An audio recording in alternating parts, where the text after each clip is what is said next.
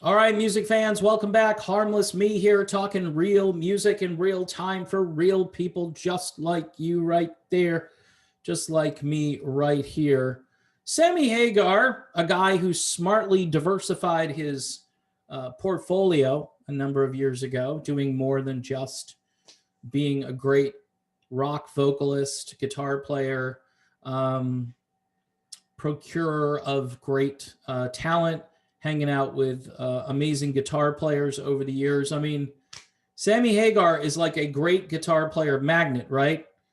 Starting off in Montrose and then being on his own, and then obviously in Van Halen and then Chickenfoot. If you think of the groups, even the Circle, all of these bands have had really amazing guitar players in them. So you got to give Sammy credit for just, not just being at the right place at the right time, but also being able to procure great talent. But Hagar years ago started his own line of tequila. I think he recognized some things. Maybe he saw the writing on the wall. You can only make so much money as a rock star, or you take the money and invest it in something that's really going to work. Santo Tequila Reposado with Guy Fieri. You know Guy Fieri, the guy from, I don't know, was it HDTV or something? I'm sure it's one of those channels, Discovery or something. He says, I've been in business for over 30 years. This is Sammy Hagar. And if anyone knows good tequila, it's me. I live and breathe tequila. I am really proud and impressed by what we have been able to accomplish with Reposado. And I can't wait for the Santo Spirit fans to finally taste what we have been working on for so long. We are using premium ingredients and traditional processes that have given us a product that is going to shake up the tequila world. So a lot of people think Sammy Hagar has been able to maintain his youthful appearance. I mean, he's looking older, but he doesn't look old. Let's put it that way. He's older, but he doesn't look old. He looks weathered a bit. He's finally starting to look a little more like somebody in their 60s per se, but he's 73 or 4 or something. I don't even know. Maybe even 72. I'm bad with birthdays. I should kind of figure this out before I do the video.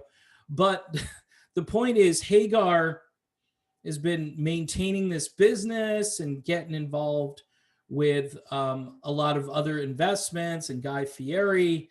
I mean, they're like two peas in the same pod, basically, and smart businessmen. And my point is that, with classic rock kind of fading away, because let's just be honest, it is. I did a video about how Southern rock might just completely go away, which is ridiculous. I think I'm going to be doing a video with a special guest about that topic coming up this weekend because it's so interesting. And I'm going to go to somebody who's really passionate about that music. But Hagar himself was at the cutting edge of being a great singer, finding great guitar talent.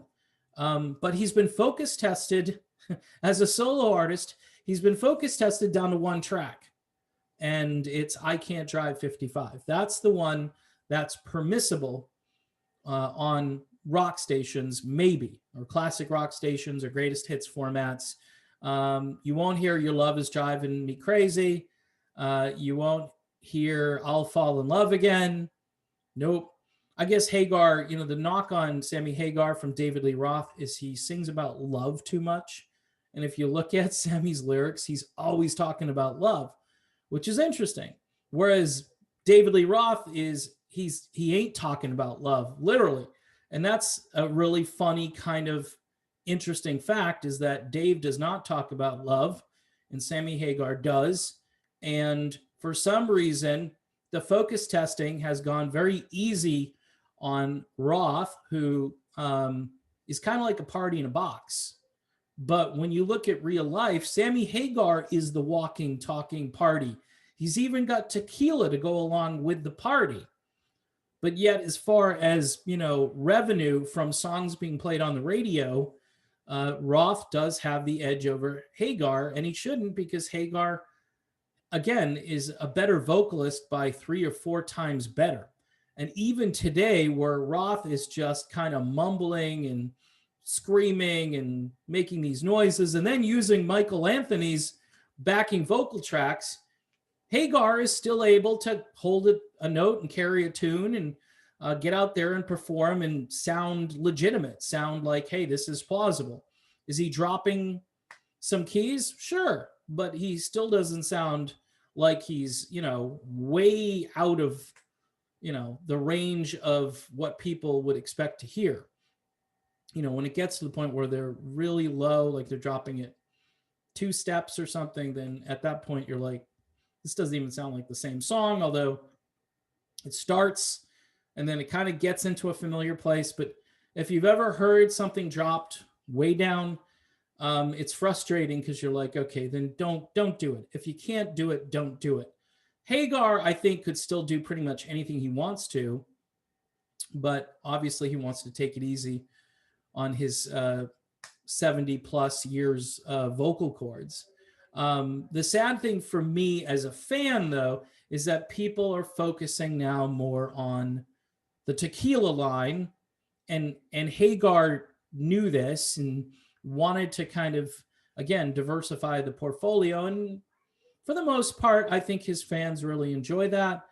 There's some of us that miss the days where, the music meant more. And, if you had a side business, it wasn't like the headline of the day. But I read a lot about Sammy, and he's always busy.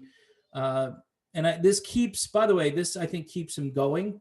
Whereas a lot of artists who just made music and kind of didn't do anything else with their money kind of faded out. And unless they were able to perform, there was, there's nothing to really talk about. Whereas Hagar, even during the lockdown, he's able to do the lockdown album, and then he's able to get out there and still hang out with Guy Fieri and create another line of tequila. I think he sold his last tequila line and made a ton of money off of it. And now he's back out there recreating with another icon in the food and now beverage industry. So I just think it's interesting that Hagar diversified his portfolio.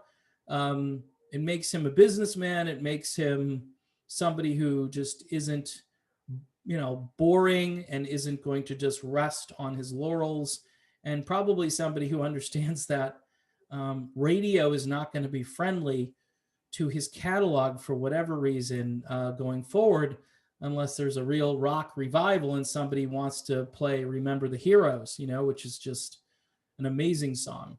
By the way, featuring the one and only Mike Reno as well from Loverboy. Kind of a great mix between Reno and Hagar. Anyway, nobody's playing it. Great song. Go find it. Remember the Heroes. Memorial Day is coming up. It's a perfect song for that. But anyway, that's my video. Thanks for watching, and I will see you soon.